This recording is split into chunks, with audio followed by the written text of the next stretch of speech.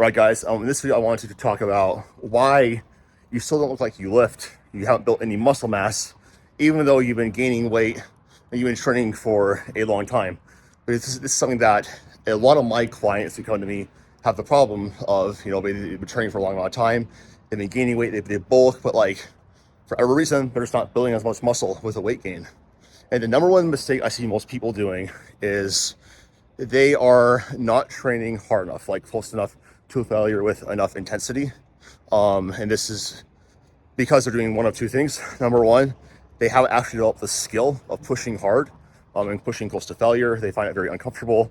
They have a very hard time accepting that discomfort. Or they maybe might have built some muscle when they were a beginner, doing lots of pumpy, higher volume workouts.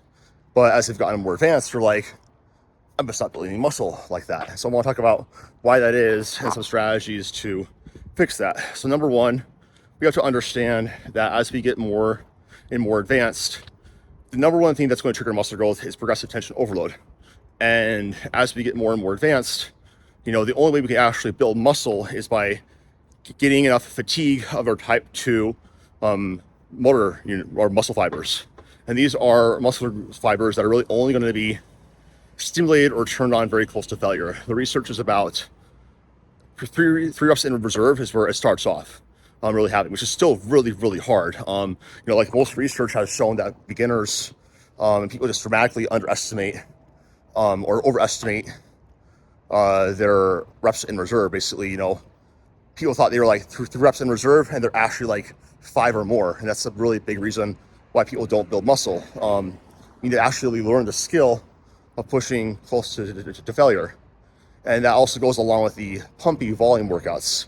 Yeah, they make you tired, they get you a pump, but you're not pushing close enough to failure to actually trigger muscle growth. So how do we fix this? How do we learn how to lean into that burn, that discomfort, and really focus on strength gains and really pushing close to failure? So there are basically two things I really, really like to do with clients. So first thing is I'm going to have them start to film their videos and really just watch their effort.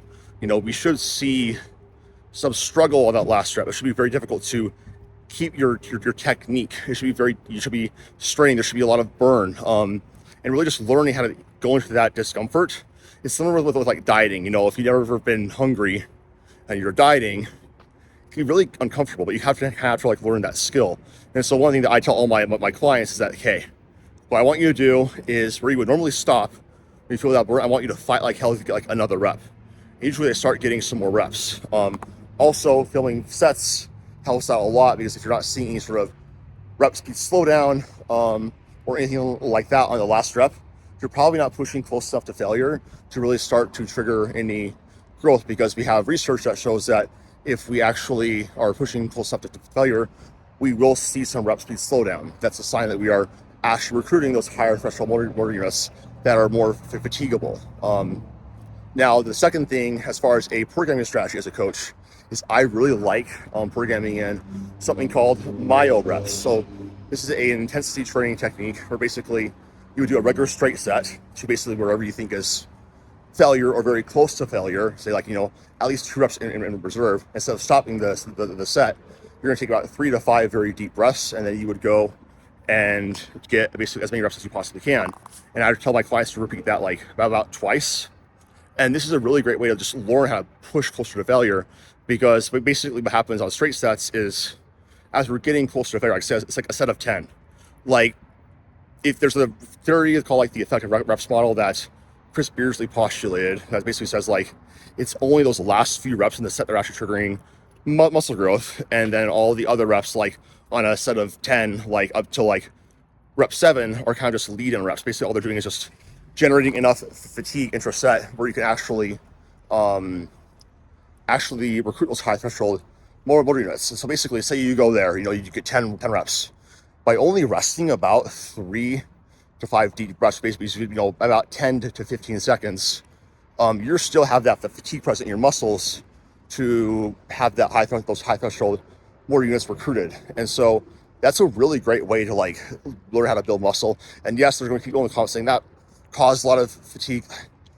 Stop worrying about fatigue. Worry about how much you're able to recover, learn how to train hard. Like, and like the only people who should be worried about that are like people that aren't watching this video who don't have this problem. Like, if you have this problem, you need to learn how to train harder, and you shouldn't worry about fatigue unless you're actually like growing. So I like programming in myo reps. Usually, you know, as a general rule of thumb, about one set of myo reps is about 2 straight sets. So like you do like 1 or 2 straight sets there, and then, you know, last thing is I would just say, like, if you are that person doing a lot of volume, really take account of like your psychology, because a lot of times if you are doing a lot of volume, you kind of will find that your brain is like subconsciously holding you back, and that's kind of like a sign of more central fatigue and causing, you know, more junk volume, or we're not really getting more growth with each set that we're doing. You know, you should feel excited and like, I could do more sets. I'm going to attack this set really hard.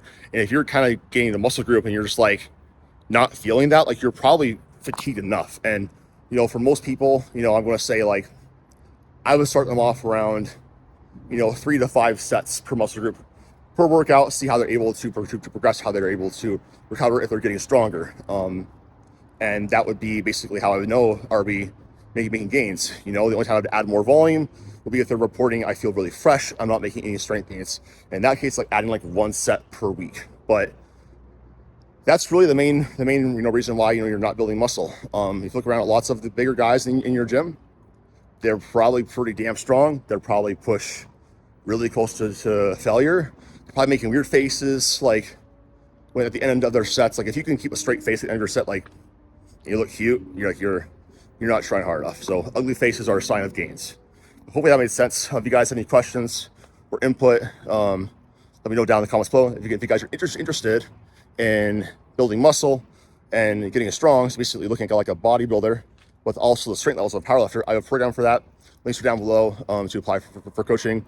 I would love to help you out. Talk to you guys in the next one. Peace.